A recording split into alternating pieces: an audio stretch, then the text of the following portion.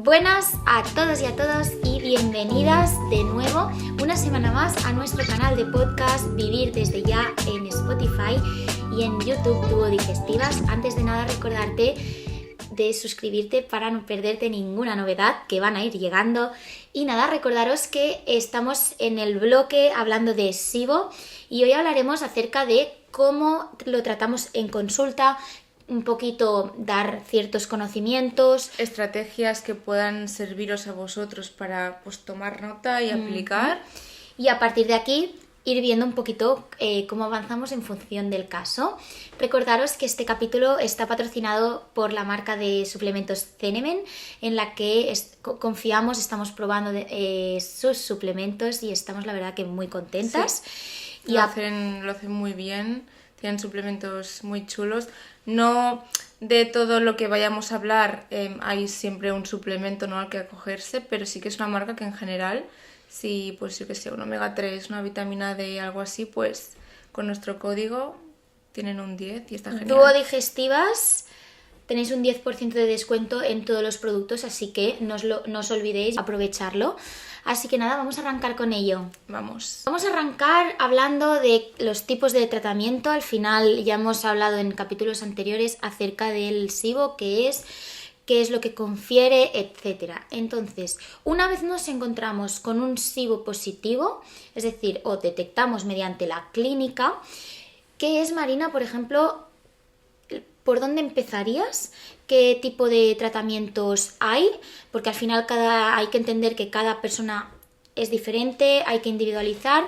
¿Qué tipos de tratamientos hay y por dónde empezaríamos? Tenemos como varios apoyos en consulta, ¿vale? Yo te diría de forma así central, nos apoyaremos en alimentación, nos apoyaremos en antibiótico y nos apoyaremos en ciertos suplementos para trabajar otros puntos del sistema digestivo. Vale. Así, en general. Vale. Okay. Entonces, depende de la persona, del caso, de la sintomatología, o todo junto, o empiezas por una cosa y vas avanzando y haces otras. Ok. De forma general diríamos que hay una fase, la primera fase, ¿no?, que sería esta fase de limpieza, en la que lo que vamos a entender o potenciar es limpiar este exceso de microorganismos que se han instaurado donde no toca, entre comillas. Entonces, esta fase de limpieza se puede realizar mediante antibiótico, que es cierto que tiene que estar prescrito por un médico y depende del tipo de exceso que haya de microorganismos, será un tipo u otro. ¿Vale? No vamos a entrar en especificar, pero bueno, en función es un tipo u otro. Por otro lado, también tenemos de manera natural, tenemos ciertos herbáceos que puede servir para combinar junto al antibiótico de manera aislada, solo, junto, se puede dar después. Eso ya en función de la persona, pero asimilan un poco la misma función que tendría el antibiótico, ¿no? Y podemos tener al final diferentes tipos de herbáceos más específicos para cuando hay un sobrecrecimiento de bacterias de hidrógeno o más metanogénicas, ¿no? Distintos herbáceos que tienen un principio activo, ¿no?, que es el que hace la función, para ayudar a hacer esa limpieza, ese efecto barrido mientras das un antibiótico, ¿no?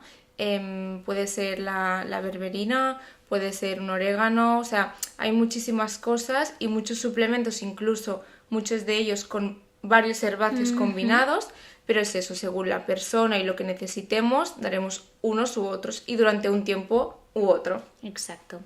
Muy bien. Una vez se ha realizado un poquito esta fase de limpieza, ¿qué potenciarías posteriormente? Yo reforzaría todo lo que hemos detectado que falta recuperar en ese tubo digestivo, ¿vale? Por ejemplo, vemos que la bilis no funciona suficientemente bien y hay más estreñimiento, ¿no? Pues ir ahí, o sea, potenciar esa secreción biliar, mejorar súper clave el estreñimiento y seguir avanzando. En otra persona, pues hay más diarrea y hay mucho reflujo, atacar esto, o sea, no solamente ver excesivo ese sobrecrecimiento, sino lo que decíamos, ¿cuál es la raíz? Vale, X, Y, Y está mal, vamos a ello. Y ahí ya se abre otro abanico de posibilidades de suplementos, de alimentación, hábitos de vida. Yo sí que es cierto que esto lo vería, ¿no? Como más trabajo colateral a banda de, ¿no? Hemos hecho como un poco esta fase de limpieza y posteriormente yo diría, ¿no? Empezar la segunda fase de ir repoblando, es decir, ahora he hecho este barrido, he limpiado y me centraría, ¿no? Aparte de todo lo que tú comentas de ir trabajando la raíz o aquello que no está funcionando adecuadamente, sería fase de repoblación. Empezaría con a dar, ¿no? Probióticos específicos, es decir, aquí quiero hacer un apunte para que os lo grabéis, aquellos que nos estáis escuchando.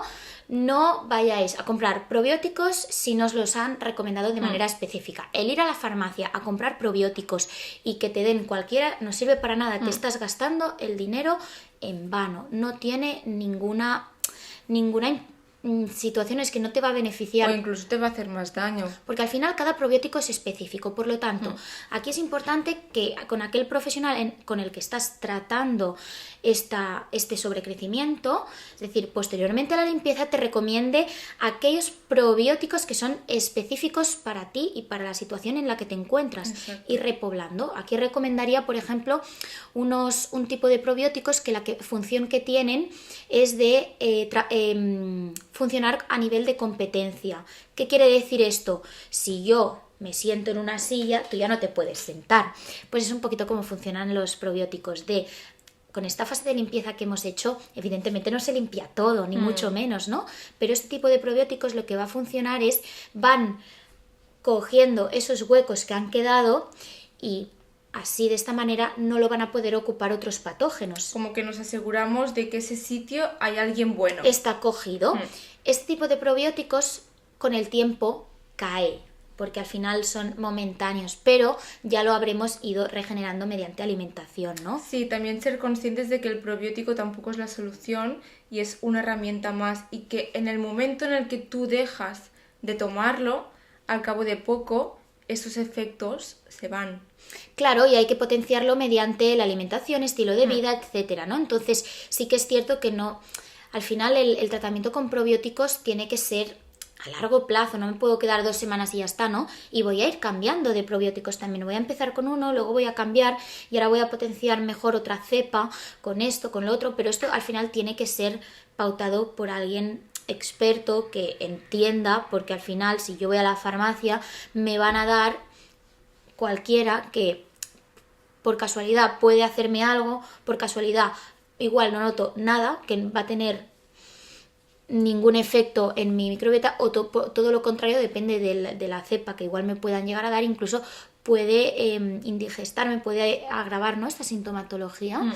Es un poquito como definiría yo la fase 2 a nivel de ir repoblando y ya por último la fase 3 como ya más estabilización a nivel de acabar, como tú has dicho, de ajustar aquello que estaba trabajando a nivel de causa, centrarme en la causa y centrarme más en estilo de vida, aquello que me ha originado el estar en la situación que estaba, la causa, tenerla en mente y acabar de solucionarla, ¿no? A dar esos puntos clave. Porque no hemos hablado de alimentación, pero ¿tú qué haces mientras hacemos todo este proceso? ¿La alimentación qué peso tiene en el paciente? ¿Que lo tocas, no lo tocas, quitas cosas, no le das...?